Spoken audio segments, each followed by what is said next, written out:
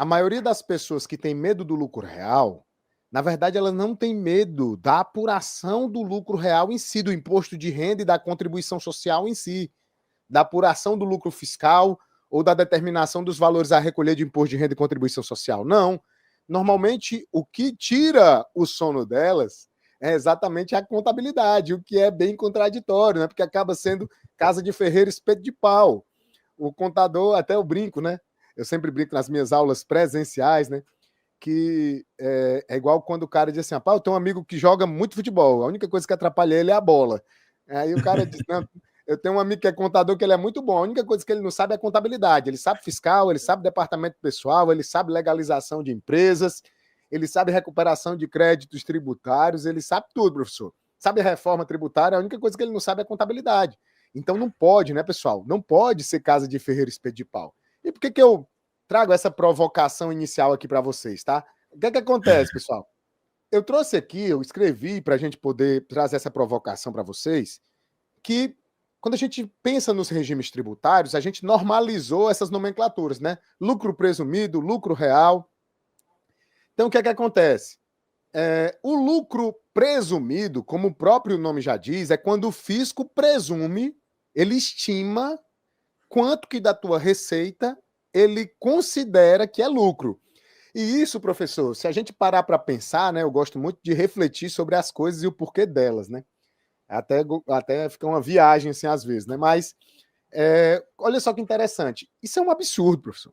Isso é um absurdo, porque nós temos tributos que incidem sobre o lucro, incidindo sobre uma presunção, uma estimativa, uma previsão que o fisco faz com base, a gente pode até brincar, né? Vozes da cabeça, né? Porque, obviamente, isso foi feito no passado com base em uma estimativa dos segmentos, mas muitas vezes, hoje em dia, não representa a realidade. A gente vê na prática isso. Onde o fisco ele presume uma parcela do lucro. E no lucro real, né? No lucro real é um regime de tributação onde a determinação do imposto de renda e da contribuição social serão feitas com base em quê?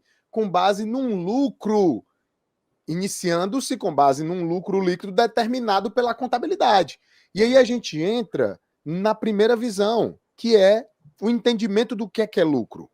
Lucro, e aí eu vou trazer um conceito aqui que eu gosto muito, que é do professor Reinaldo Guerreiro, que ele conceitua lucro da seguinte forma: lucro é o valor residual do confronto entre a receita realizada e o custo consumido. É óbvio, né, que nesse contexto, quando ele fala custo consumido, ele está considerando custos e despesas, tá? Mas ele está dizendo aquilo que custou ao negócio, tá? É nesse contexto. Então, lucro é o valor residual do confronto entre a receita realizada e o custo consumido. Então, nós temos aquela equação básica que todos nós aprendemos na faculdade, né, professor? Receita menos custos e despesas é igual é igual, opa, é igual a lucro. Beleza. Receita menos custos e despesas é igual a lucro. Beleza, pessoal. Beleza. Todo mundo sabe disso, todo mundo entende isso é básico, né? Hoje em dia, qualquer bom empresário, qualquer bom gestor tem isso na ponta da língua também. Só que o que é esse lucro real? O lucro real é um regime de tributação.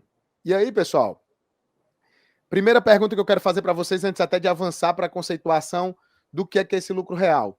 Quem é que demonstra esses valores?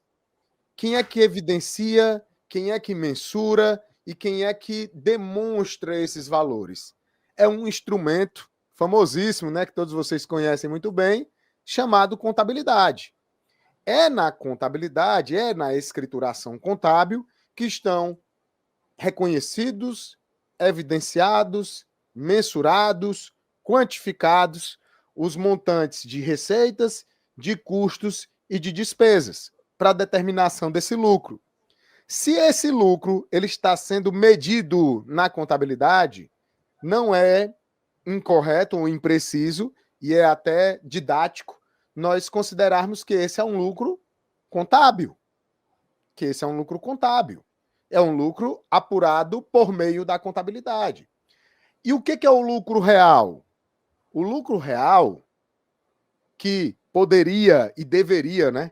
Eu entendo que, na verdade, ele deveria se chamar, na era de lucro fiscal, seria, talvez, do ponto de vista semântico, até do ponto de vista do próprio entendimento mais simples de ser feito, ele nada mais é do que um cálculo que você fará partindo exatamente do lucro contábil.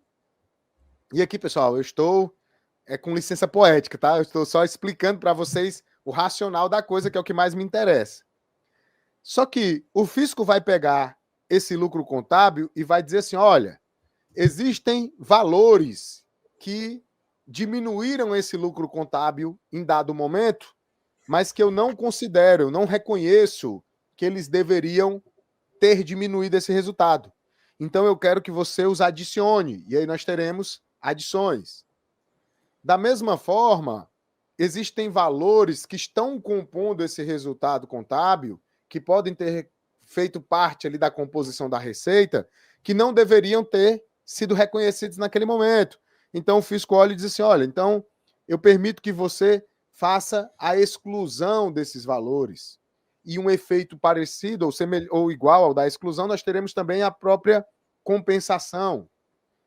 E aí, quando eu faço essa matemática, partindo desse lucro contábil, promovendo adições, exclusões e compensações, nós vamos chegar aqui no lucro fiscal, ou lucro tributável,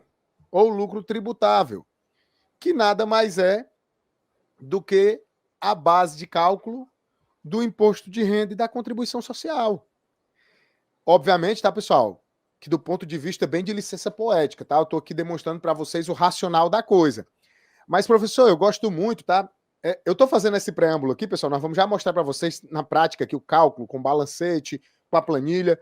Mas por que eu gosto de demonstrar isso, professor? Eu chego muitas vezes, professor, em sala de aula, quando eu estou dando aula de ECF, e eu explico exatamente isso que eu estou demonstrando para você aqui, para vocês que estão nos assistindo aqui na tela, eu explico para os meus alunos. E muitas vezes os alunos olham para mim e dizem assim, ó, ah, professor, mas na teoria aí é muito simples, né? É muito bonito. Mas na prática é diferente. Aí eu faço exatamente isso aqui, professor. Ó, eu trago, peraí, eu vou parar o compartilhamento e compartilhar novamente. O que é que eu faço? Ó? Eu trago para sala de aula uma ECF, tá? Uma ECF. Eu não sei se a visualização, provavelmente a visualização não tá boa aí para vocês, mas tentem maximizar aí para tentar melhorar a visualização. Eu trago uma ECF e eu mostro para eles o quê, professor? Eu trago para eles, mostro para eles que quando na ECF você faz a recuperação da ECD, ela traz os saldos da contabilidade, ela traz balanço, ela traz demonstração do resultado e, obviamente, a gente sabe que aqui dentro também vão ter os balancetes, vão ter todos os detalhes de lançamentos.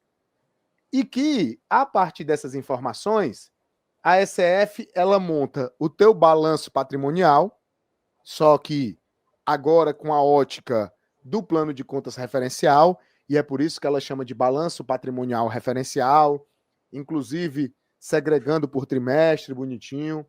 Ela monta a tua demonstração do resultado do exercício, que sob a vestido com a roupa do plano de contas referencial, ela chama de demonstração do resultado líquido de um período fiscal. E olha só o que a ECF faz aqui no LALU, na parte A do LALU. Ela faz exatamente o que eu acabei de mostrar para vocês no mapa mental. Ela inicia do lucro. Esse lucro veio de onde? Da contabilidade, lá da ECD. O lucro apurado na contabilidade. E ela faz, ó, as adições. Tá aqui, ó, vocês estão vendo na tela as adições. Aí tem, obviamente, né, vários tipos de adições. Depois ela faz... Opa, é porque são muitas adições, aí ele dá uma travadazinha, mas deixa eu só mostrar, eu quero só mostrar didaticamente. Depois começam as exclusões, e aí tem vários tipos de exclusões possíveis. Vários tipos de exclusões. Depois tem as compensações de prejuízos, tem alguns outros tipos de adições, e aí ele começa novamente trazendo a lista, outros tipos de exclusões ele traz novamente a lista, mas para chegar no final em quê, ó? No lucro real. E esse lucro real, que for o resultado aqui da parte A do Lalu, quando você vier para o cálculo, é dele que vai partir o valor da base de cálculo do imposto de renda da contribuição social. Então, vejam, aquilo que eu demonstrei para vocês aqui no mapa mental, que muitas vezes a pessoa diz, é a teoria, não é bem assim. É exatamente assim. Eu demonstrei para vocês a SRF de uma empresa. É exatamente assim. Agora, óbvio, onde é que mora o grande segredo, né? Onde é que mora o grande desafio? É essa contabilidade bem feita, a extração desses dados da contabilidade para a determinação do cálculo do imposto de renda antes de você chegar na SF.